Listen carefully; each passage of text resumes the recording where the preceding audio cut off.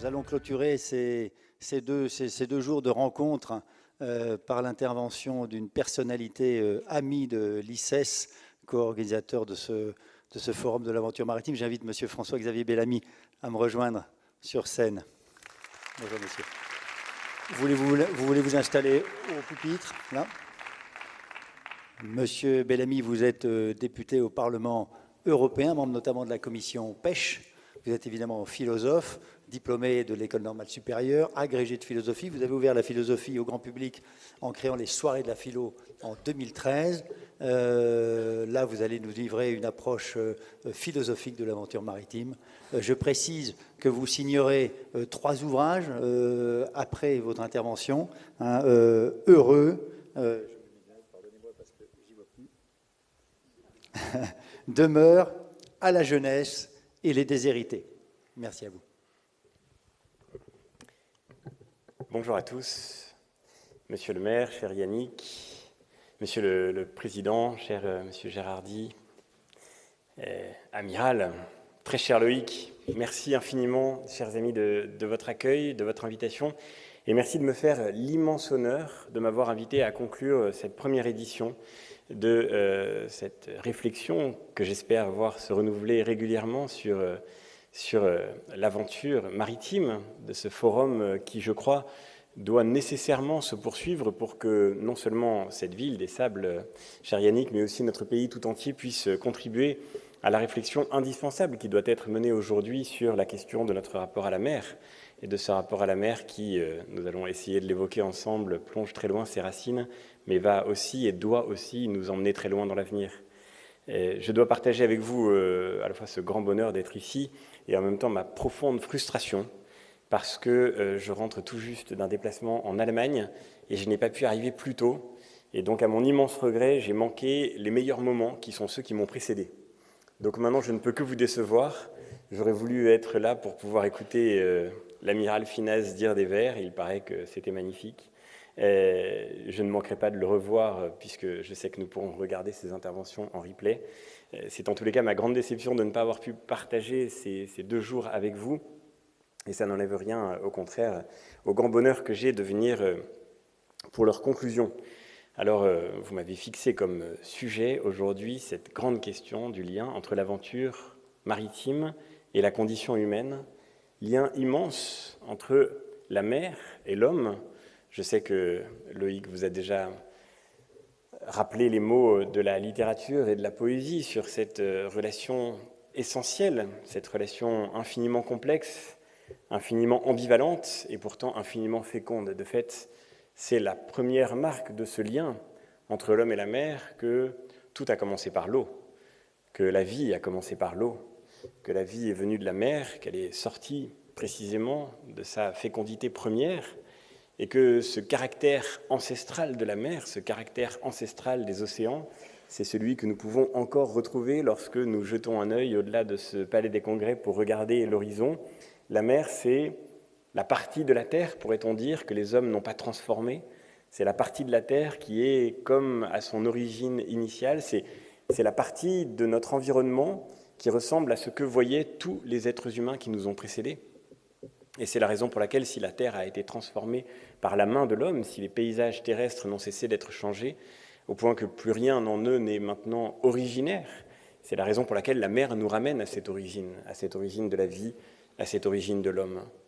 La vie est sortie de la mer et on pourrait dire aussi que la vie s'est humanisée, non pas seulement dans un sens organique, mais dans le sens de la culture, non pas seulement dans le sens de la nature, mais dans celui de la civilisation.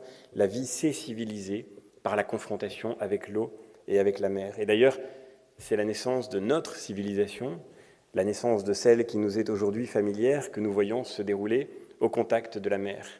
Pour vous parler de ce lien entre l'aventure maritime et la condition humaine, je voudrais revenir à l'origine de cette civilisation dans le monde de la Grèce antique, dans le monde de la Grèce entre le Xe et le 8e siècle avant Jésus-Christ, où nous voyons surgir peu à peu ce qui deviendra la matrice du monde dont nous héritons aujourd'hui. Naissance de notre civilisation, dont le berceau est, vous le savez évidemment, la mer Méditerranée, même si nous sommes ici au bord de l'océan Atlantique. Il est certain que c'est ce contact avec la mer, avec la Méditerranée, qui a vu féconder peu à peu l'intelligence, la pensée qui sont le cœur du monde grec, le cœur de ce monde dont nous héritons aujourd'hui. Le monde qui précédait la civilisation hellène, ce monde avait disparu, le monde mycénien, englouti pour des raisons qui restent aujourd'hui encore très mystérieuses. Le monde mycénien avait sombré corps et biens, disparu dans ce qui peut-être constituait une invasion majeure, l'irruption de ce que quelques traces anciennes appellent les peuples de la mer, justement.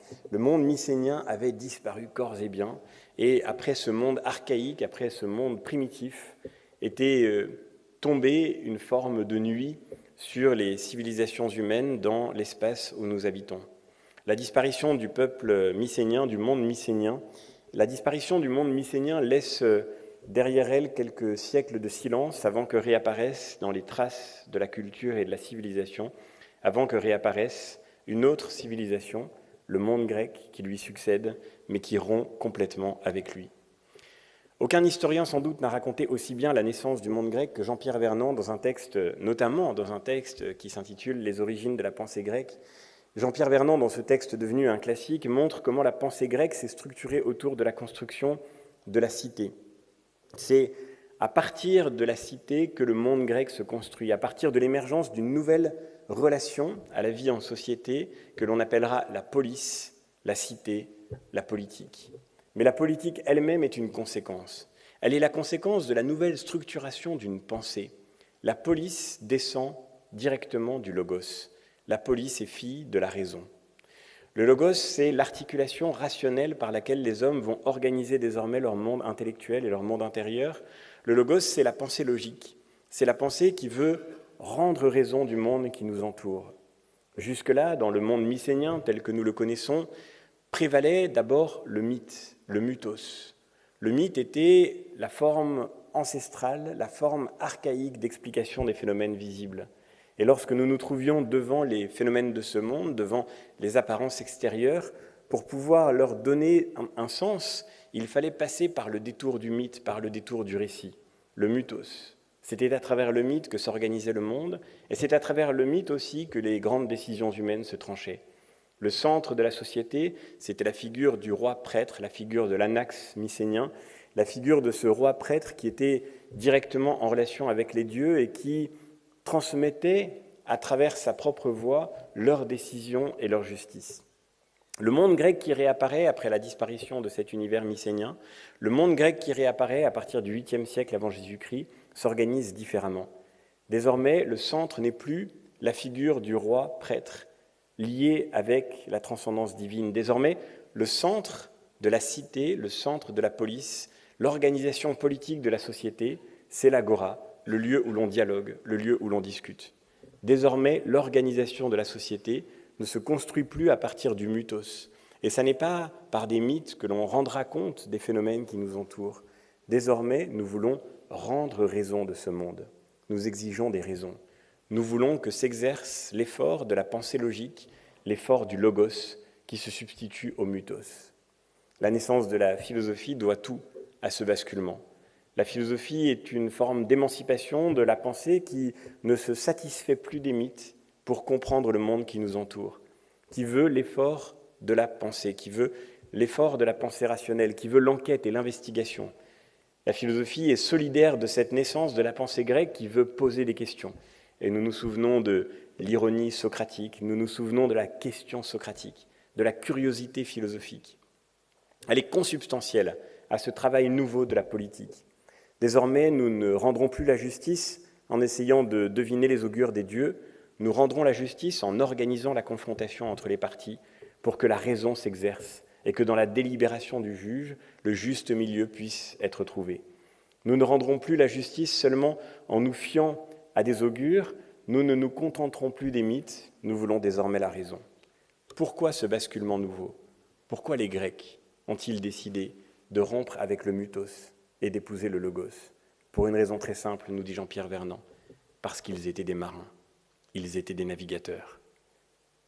Ils avaient découvert les secrets de la navigation à voile, et dans la navigation à voile, ils avaient été conduits vers d'autres horizons, vers d'autres rives, d'autres terrains. Ils avaient rencontré d'autres cultures et d'autres civilisations. Les Grecs étaient des navigateurs, et parce qu'ils étaient des navigateurs, ils sont sortis de leur propre rive, ils sont sortis de leur propre monde. Par la mer, ils sont sortis de leur univers mental, de leur univers spirituel, de celui qu'ils avaient connu et qui les avait formés, de celui dont certainement ils avaient probablement hérité. Ils ont été rencontrer d'autres mondes, d'autres langues, d'autres cultures, d'autres religions. Ils ont rencontré d'autres mythes. Et parce qu'ils avaient rencontré d'autres mondes par la mer, et par la mer seulement, ils sont devenus les représentants de cet effort d'une pensée critique qui ne se satisfait plus de l'apparence immédiate, qui veut mettre en discussion, qui veut mettre en débat. La naissance du Logos doit tout à la mer, parce que la mer a fondé l'émergence du dialogos, du dialogue, la nécessité du dialogue, la nécessité de la confrontation. Bien sûr, les Grecs ne sont pas allés sur mer pour le plaisir et pour la culture. Ils ne sont pas allés sur mer pour le tourisme et la découverte d'autres civilisations. Ils sont allés sur mer par nécessité. On ne va pas sur mer d'abord parce qu'on a envie d'explorer pour le plaisir de l'aventure. On va sur mer quand on y est contraint, car la mer est un milieu dangereux, un milieu de mort et de risque.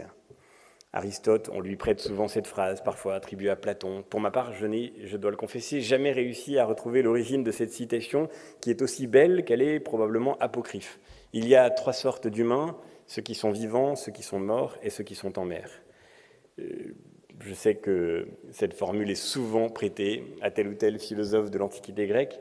Elle n'est peut-être pas vraie, mais elle est au moins vraisemblable, et elle dit en tous les cas quelque chose sans doute de très authentique sur la manière dont les Grecs se représentaient la mer, un milieu de danger absolu. Mais il fallait bien aller en mer, parce que les Grecs de l'Antiquité, étaient menacés par la pauvreté de ressources de leur propre terre d'origine. Ils étaient aussi contraints par ce qui semble constituer une poussée démographique majeure, contraints d'aller chercher ailleurs les ressources qui leur étaient nécessaires pour simplement pouvoir survivre. Mais en partant sur la mer par contrainte et par nécessité, ils ont découvert quelque chose qui les a conduits au-delà de la contrainte et de la nécessité. Ils ont découvert le travail de la pensée qui fonde la liberté, l'effort de la pensée critique qui rentre en dialogue avec d'autres civilisations. Inutile de chercher trop loin ce que pouvait représenter pour les Grecs de l'Antiquité cette découverte d'un nouveau monde. Nous en avons l'expérience aussi. L'Europe, bien plus tard, en a fait l'expérience à nouveau lorsque les Européens, à travers la mer encore, ont découvert un nouveau monde, ont découvert les Amériques.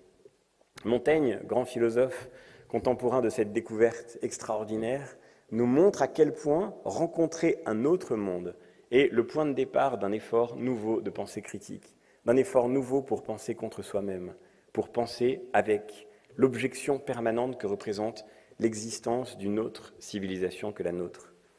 Dans un essai qui s'intitule « Des coches », Montaigne écrit, formule célèbre, « Notre monde vient d'en trouver un autre ». Magnifique expression.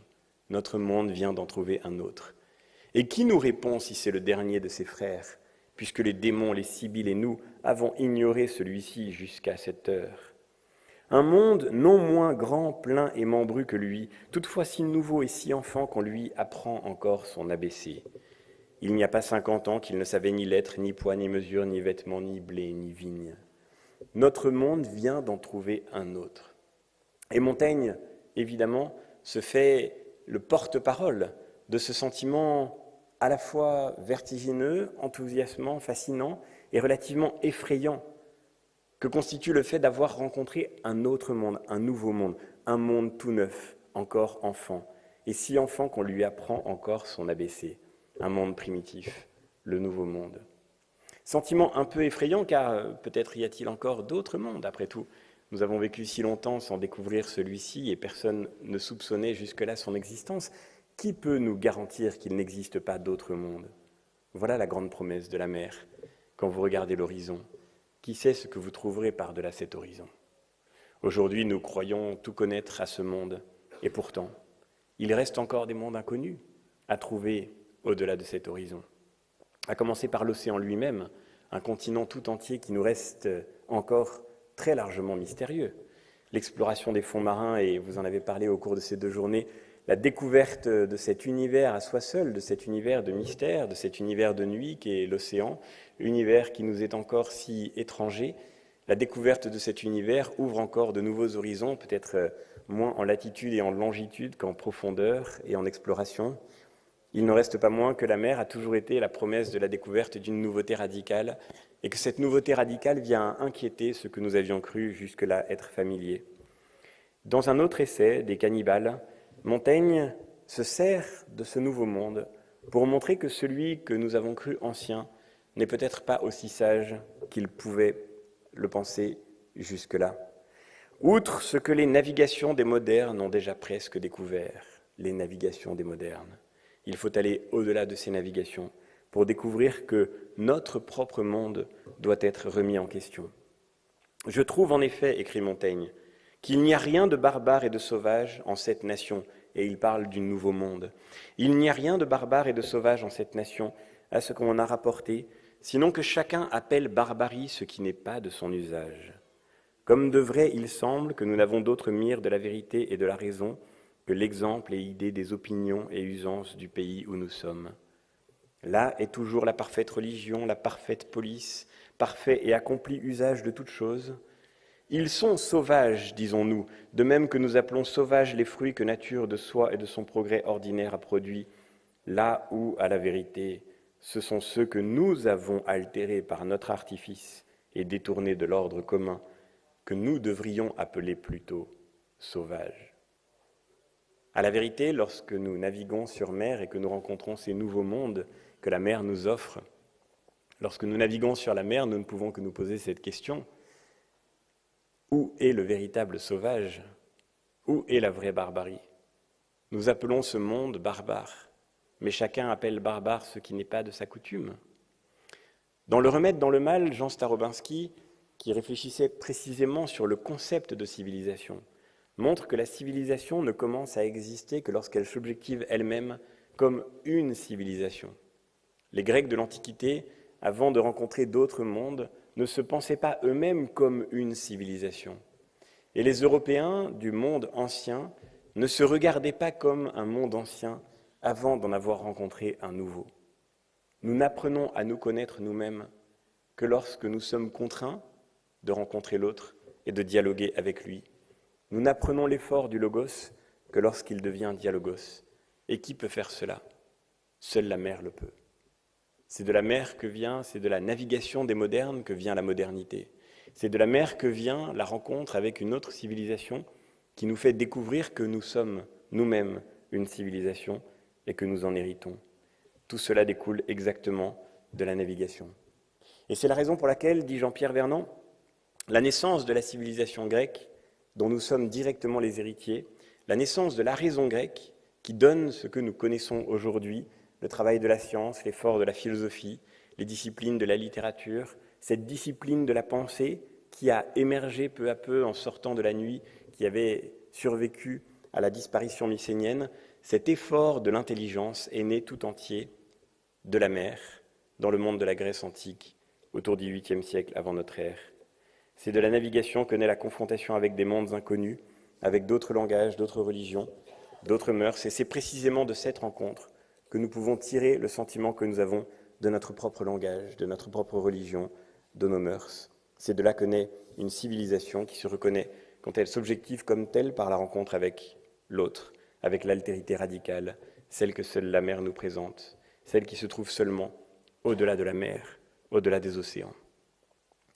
Mais s'il y a un lien profond entre raison et navigation, entre la manière dont l'humanité s'apprend elle-même par la mer, s'il y a un lien profond entre ce travail de la pensée et le travail de la navigation, ça n'est pas seulement pour ce que nous trouvons à l'issue de la navigation, c'est pour l'effort de la navigation elle-même.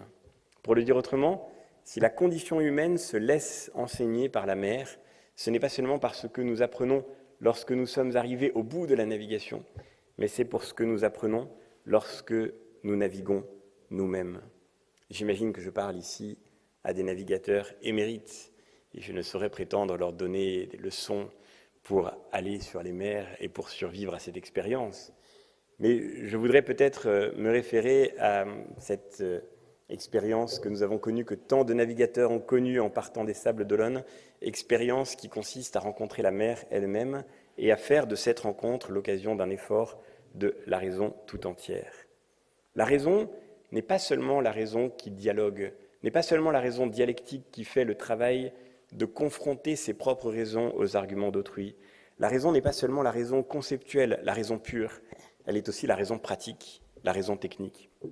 Et de là aussi, la mer est la source de cette forme de raison. Revenons à Jean-Pierre Vernant, et cette fois-ci je voudrais citer un autre ouvrage, celui qu'il avait publié avec Marcel Détienne, un ouvrage qui s'intitulait « Les ruses de l'intelligence », sous-titré « La métisse des Grecs ». Métisse en grec veut dire la ruse. Les ruses de l'intelligence, la métisse des Grecs.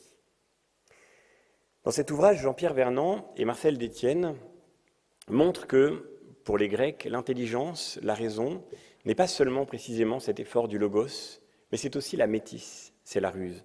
La raison, une manière de ruser avec le monde, de ruser avec le réel, une manière de toujours s'en sortir au milieu des choses trappes du monde, une manière de toujours survivre, même au plus grand des dangers, et même au monde le plus dangereux de tous les mondes dangereux, qui est la mer, le monde de la mer, le plus inquiétant, le plus étranger à l'homme. Celui qui incarne la métisse dans la mythologie grecque, celui qui incarne la ruse, c'est évidemment Ulysse, navigateur entre tous les héros grecs. L'homme le plus rusé qui soit, l'homme aux 1000 tours. C'est l'homme aux 1000 tours, muse, que je veux chanter. Ainsi commence l'Odyssée d'Homère. L'Odyssée, qui n'est rien d'autre que le récit d'une immense navigation.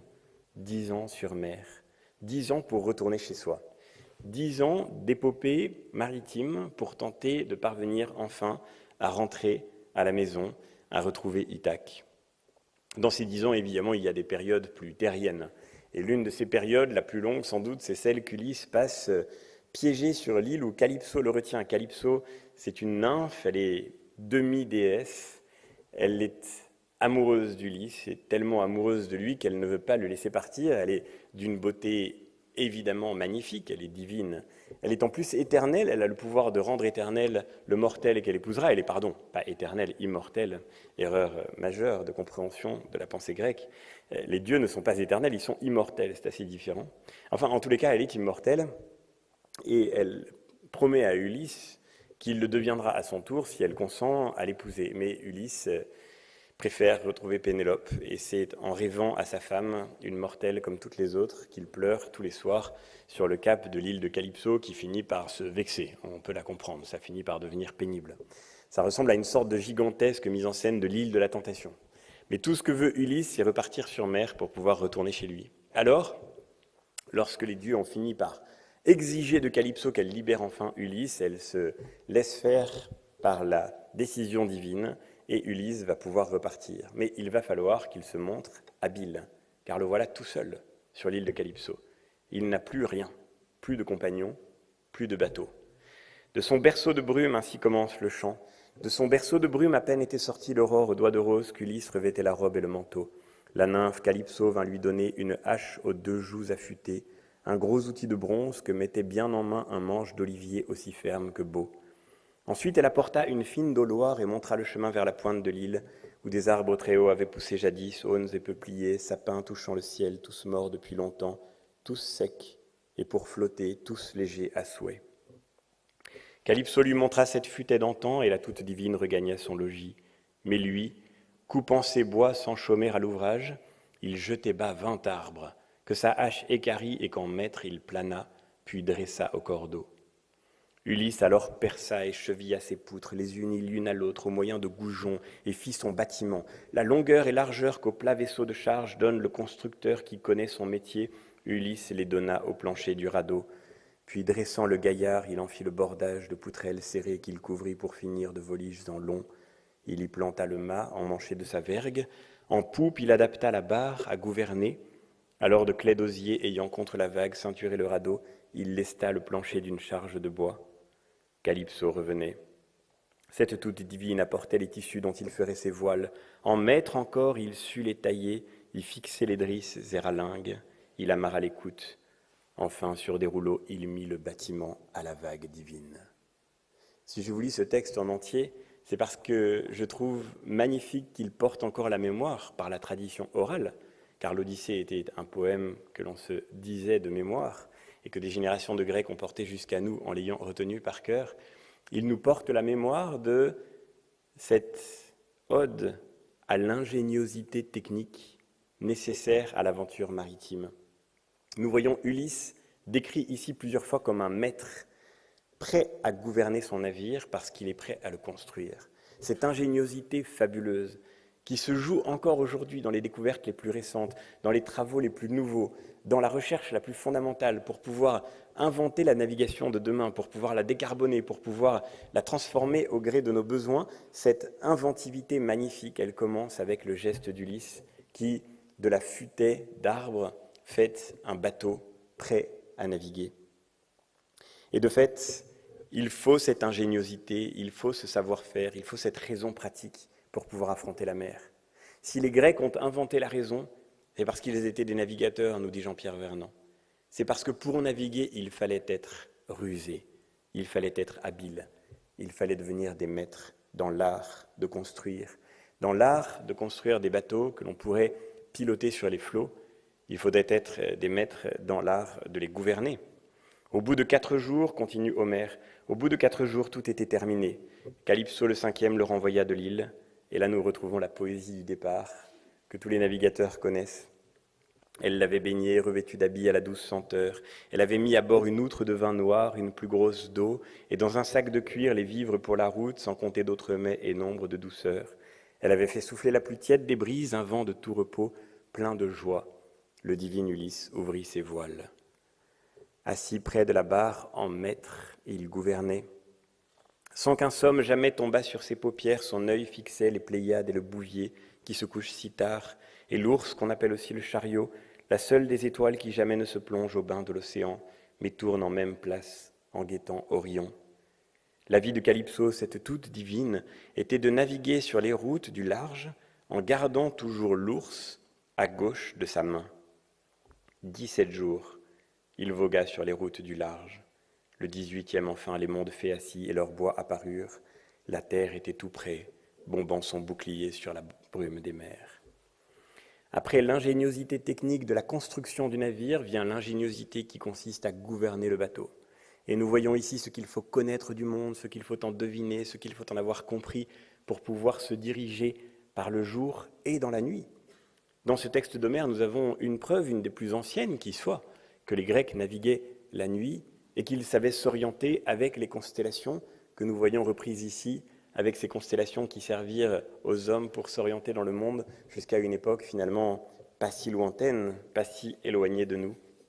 Sagesse technique, celle de l'homme habile qui sait construire son vaisseau, sagesse technique, celle de l'homme habile qui sait diriger son vaisseau.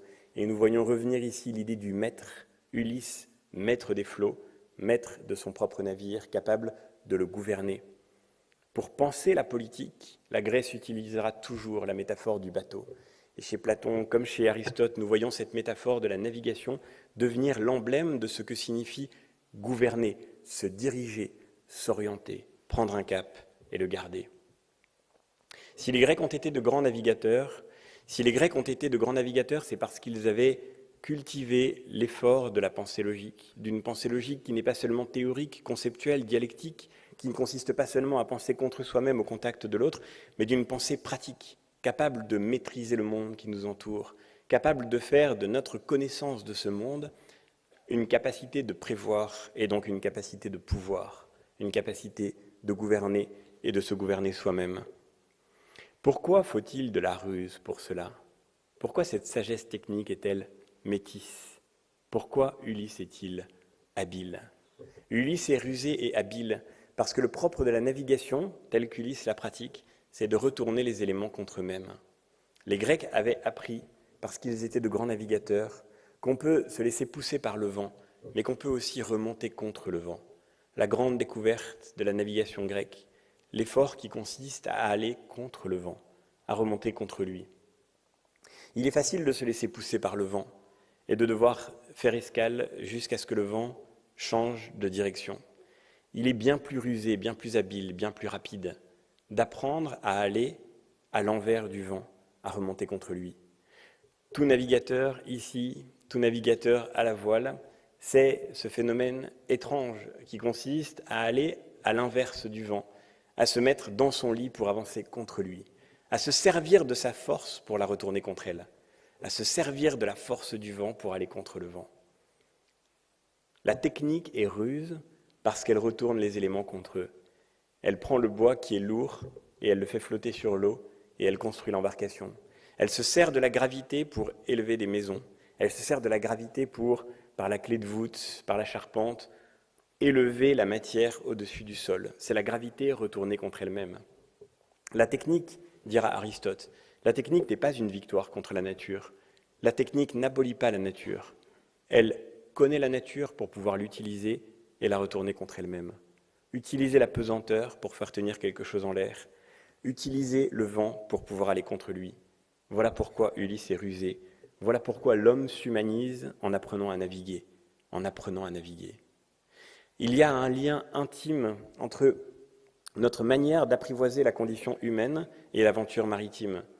Aucun autre élément existant dans le monde n'apprend à l'homme à ce point à retourner les éléments contre eux, à se servir des éléments en les connaissant pour pouvoir les maîtriser, pour pouvoir les retourner contre eux-mêmes.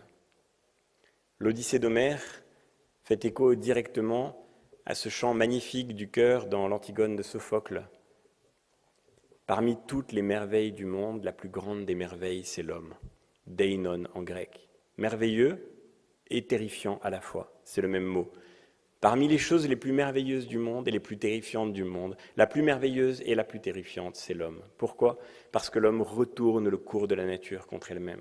Il est capable de changer le monde par le fait qu'il connaît le monde et qu'en le connaissant, il le transforme et là tient sa ruse. La ruse d'Ulysse, de fait, accompagne toute sa navigation. L'homme aux 1000 tours, l'homme aux 1000 ruses ne se laissera jamais ébranler. Lorsqu'on sait gouverner la mer, on sait gouverner n'importe quelle situation. C'est la raison pour laquelle la mer est une école de l'expérience humaine, une école de la décision humaine, une école de la décision politique, une école du gouvernement des choses, une école du gouvernement des hommes, une école du gouvernement de soi. Tout cela, les Grecs l'ont appris de la mer, et notre civilisation doit tout à cette rencontre féconde entre les hommes et la mer, rencontre infiniment complexe parce qu'il s'agit de survivre à un élément dangereux, mais rencontre infiniment féconde parce que dans cet effort pour survivre, nous apprenons à nous connaître et à nous découvrir nous-mêmes. Je terminerai peut-être en disant simplement que dans ce chant de l'Odyssée, dans cette Odyssée d'Ulysse, Ulysse qui donne son nom à l'Odyssée, Ulysse qui est le plus grand des aventuriers parce que le plus grand des navigateurs, il y a dans ce travail de l'Odyssée tout un travail de la civilisation pour nous faire découvrir l'homme à travers la navigation, nous faire découvrir l'homme à travers la mer, et l'homme dans cette nostalgie profonde que j'avais tenté de toucher du doigt dans Demeure, cette nostalgie de l'arrivée. Au fond, la ruse finale de la mer, c'est qu'on prend la mer pour arriver quelque part, mais que l'arrivée n'est finalement qu'un prétexte à l'Odyssée, que l'arrivée n'est qu'un prétexte au chemin qu'il faut faire pour arriver jusqu'à elle. Et pourtant, c'est elle qui donne sens au périple tout entier. Si la civilisation a un sens, c'est précisément parce qu'elle décrit le centre du monde habité vers lequel nous nous dirigeons. Si l'Odyssée d'Homère a un sens, c'est parce qu'Ulysse consacre 10 ans à retrouver sa maison. C'est le centre du monde, c'est la terre ferme vers laquelle il a l'intention de revenir. Vous connaissez certainement le chant 23 de l'Odyssée, ce chant qui raconte l'arrivée, la poésie de l'arrivée. Et là encore, tout marin connaît la poésie de l'arrivée. Tout marin sait ce que veut dire la fin d'une grande navigation et l'occasion de retrouver le monde familier dont on s'était arraché pour pouvoir aller sur la mer. La poésie de l'arrivée est à soi seule ce que la mer nous révèle, ce vers quoi elle nous conduit, la poésie du dévoilement, la poésie des retrouvailles, la poésie du ressouvenir. Je sais que Loïc vous a beaucoup parlé de poésie et ça n'est pas un accident si la mer éveille cet effort de la poésie. Dans le dernier chant de l'Odyssée, Homère nous livre la clé de ce que la mer peut nous apprendre, un travail de connaissance, un travail de reconnaissance. Ce qui vient après la mer, ce à quoi la mer nous conduit, c'est à ce travail de reconnaissance. Le chant 23 de l'Odyssée, entièrement centré autour de l'expérience de la reconnaissance. Ulysse rentre chez lui. Ça fait 20 ans qu'il est parti, parce qu'avant l'Odyssée, il y a eu l'Iliade, bien sûr, 10 ans de guerre, puis 10 ans en mer. Ça fait 20 ans qu'il est parti. Il était parti pour prendre Troie, ça ne devait pas durer longtemps, il revient après 20 ans. Et donc, évidemment, la difficulté première va être de retrouver tous ceux qu'il avait quittés et de se faire reconnaître d'eux. Ils sont devenus si méfiants, ils sont si incertains, ils sont si désespérés. Ils ne croient plus un instant que celui qu'ils avaient perdu va maintenant leur revenir. Ulysse se réveille, jeté par la tempête sur le sable d'une plage de son île, Ithaque. Il se réveille, il reprend ses esprits et le voilà qui tente de retourner chez lui. Le premier qu'il croise, c'est son chien, le vieux chien, Argos. Argos reconnaît Ulysse tout de suite. Il est tellement vieux et il est tellement heureux qu'il meurt presque instantanément. C'est pas lui qui va parler aux autres en tous les cas. Ensuite, Ulysse retrouve le portier et puis il retrouve son fils. Et son fils ne veut pas croire que c'est son père. Rendez-vous compte, quand Ulysse est parti, Télémaque était tout petit. La mer a mis une telle distance entre eux. Les années passées ont mis un tel éloignement entre le père et le fils. Pour se faire reconnaître de son fils, Ulysse doit lui rappeler tous les arbres qu'ils ont plantés ensemble dans le verger et lui dire qu'il connaît le nom de tous ces arbres un par un. Alors Télémaque reconnaît que c'est bien son père qui revient et il tombe dans ses bras. Puis Ulysse retrouve sa servante, Euryclée, la vieille nourrice, qui ne veut pas croire que c'est lui. Elle le baigne, il est tellement sale, on dirait un pauvre qui vient, et elle reconnaît en le baignant des blessures qu'il s'était faites lorsqu'il avait été à la chasse. Et nous aussi, nous nous reconnaissons parfois à nos propres blessures, à nos blessures de guerre ou à nos blessures de mer. Ulysse est reconnu par la vieille servante Euryclée, parce que telle blessure indique que c'est bien de lui qu'il s'agit. Ulysse a été reconnu par son chien, par son gardien, par son fils, par la servante, et il reste encore sa femme. C'est le moment des retrouvailles. C'est pour Pénélope qu'Ulysse a quitté Calypso, et c'est pour elle qu'il a traversé la mer pendant 10 ans. Le voilà qui retrouve son épouse, et ça ne se passe pas du tout comme prévu. On pourrait penser qu'elle va l'engueuler, ça fait 20 ans qu'il est parti, quand même, c'est pas très sérieux. Mais non, pas du tout. Simplement, elle refuse de dire que c'est lui. Elle refuse de le reconnaître. Elle a vu tant de prétendants venir faire son siège pour pouvoir l'épouser à la place d'Ulysse. Elle a vu tant de prétendants l'assaillir pendant qu'Ulysse était en mer. Elle a vu tellement de malins rusés par tous les moyens pour essayer de conquérir la place qu'Ulysse avait auprès d'elle, et évidemment le trône d'Ithaque avec cela, qu'elle refuse de se laisser faire. Si ça se trouve, c'est encore un malin de plus qui a pris les traits de son mari. Et donc elle refuse de dire que c'est d'Ulysse qu'il s'agit. Alors, et c'est là que nous voyons le lien fécond entre la mer et la terre, c'est dans ce moment précis de ce chant 23 de l'Odyssée. Alors, Pénélope ne tombe pas dans les bras d'Ulysse. Elle lui dit « je vais réfléchir ». Et Ulysse calme Télémaque qui est en train de s'énerver en lui disant « ton cœur est dur, mère, ton cœur est plus dur que l'acier ». Ulysse calme Télémaque et lui dit « je comprends ta mère, les émotions sont trop grandes, je vais aller me retirer dans ma chambre et je reviendrai tout à l'heure ». Et Pénélope dit à Ulysse « tu feras attention en montant dans la chambre, on a déplacé le lit ». Alors Ulysse se met en colère. 10 ans qu'il a guerroyé, 10 ans qu'il a été sur mer, on ne l'a jamais vu en colère, on ne l'a jamais vu perdre pied. Mais Ulysse se révolte soudain, et il dit, littéralement dans l'Odyssée, dans le chant 23 d'Homère, il répond « Femme, as-tu bien dit ce mot qui me torture? Qui donc a déplacé mon lit ?» Cela peut paraître anodin, mais ça ne l'est pas du tout. Ulysse, et seule Pénélope le savait comme lui, Ulysse avait construit son monde autour d'Ithaque, Ithaque autour de son palais autour de sa chambre, et sa chambre autour de son lit. Et il avait construit son lit autour d'un olivier millénaire. Il avait construit son lit en juxtaposant les planches pour pouvoir fabriquer le lit conjugal autour d'un olivier millénaire. Ce qui veut dire que si le lit a été déplacé, c'est qu'on a coupé l'olivier, on a retiré son centre au monde. Toute la navigation perd soudain sa signification. Toute l'aventure sur mer se trouve dénoncée par l'absence du point d'arrivée. Qui donc a déplacé mon lit?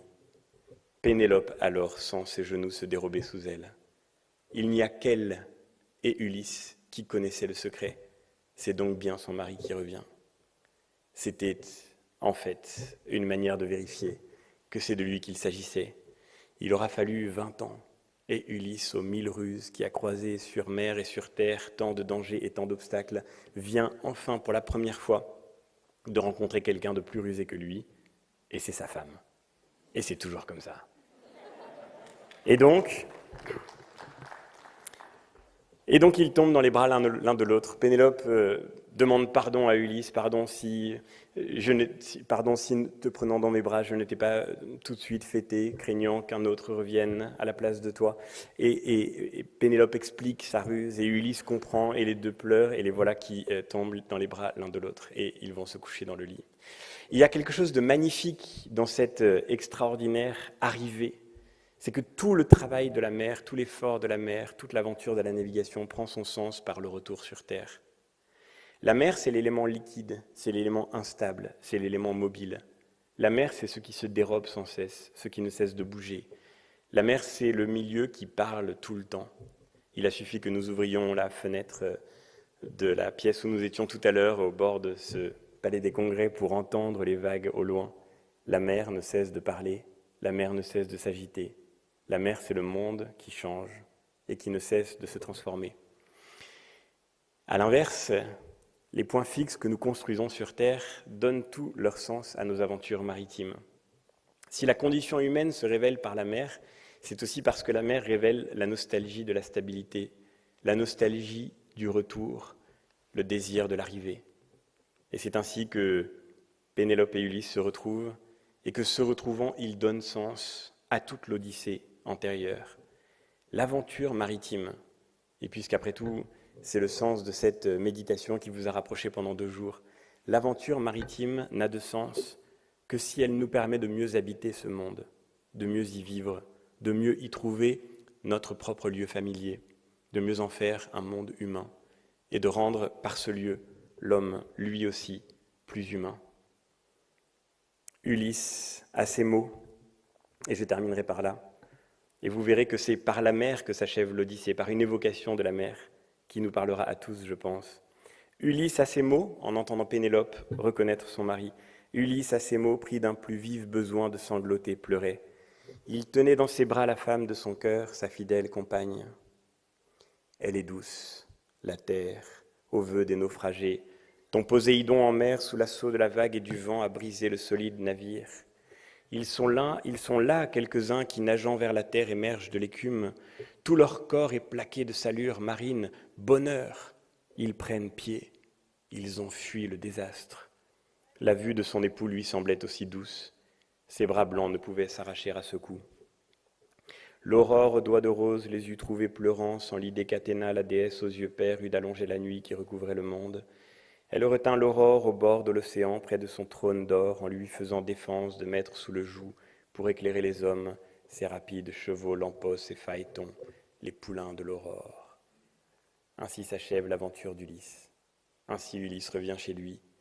Et vous voyez que l'évocation qui décrit ce retour, c'est celle qui consiste à rappeler combien la terre est douce aux vœux des naufragés quand ils reprennent pied. Ils sont là quelques-uns qui nageant vers la terre émergent de l'écume, tout leur corps est plaqué de salure marine. Bonheur, ils prennent pied. Voilà ce que, dans ce monde instable, incertain, dans ce monde déconcertant, dans ce monde qui ne cesse de se mouvoir, dans ce monde où tout semble voué à être constamment mobile, dans ce monde de nouveautés, de ruptures, dans ce monde aussi, bien sûr, d'instabilité inquiétante, voilà ce que nous pouvons nous souhaiter de mieux.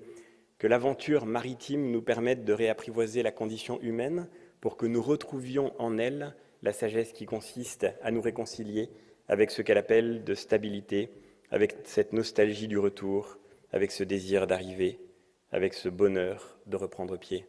Merci encore infiniment pour votre accueil.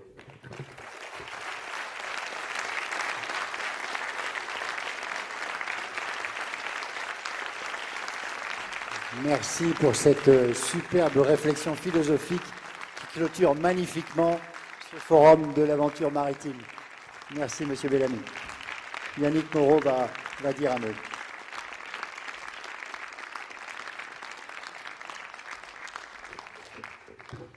Je n'aurai pas l'audace de m'exprimer après François-Xavier.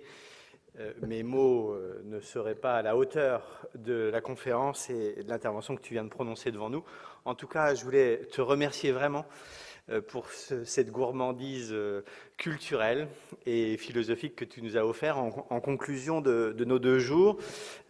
Nous avions rêvé vivre en organisant ce forum avec l'ICES et nos partenaires. Nous avions rêvé vivre ce genre de moment. Et ce moment, tu nous l'as offert. Merci beaucoup, François-Xavier. Ici s'achèvent, mes chers amis, nos 2 journées de navigation autour de l'aventure maritime et de la France puissance maritime. Merci à tous pour votre participation. Merci à nos partenaires. Merci à la Fondation de la Mer, à la Marine nationale, au département de la Vendée, au cluster maritime français, à la région des Pays de la Loire, qui ont accompagné généreusement et énergiquement l'ICES et la ville des Sables-d'Olonne pour l'organisation de ces 2 jours. Je me pose simplement une question au moment où je prononce ces derniers mots. Souhaitez-vous que nous organisions un nouveau forum dans 2 ans comme nous l'avions imaginé avant de vivre ce premier temps? J'ai pas bien entendu, excusez-moi. Ah, d'accord. Eh bien, écoutez, je vous donne rendez-vous en septembre 2024, quelques semaines avant le prochain Vendée Globe, pour vivre le 2e forum de l'aventure maritime. Belle soirée à toutes et à tous.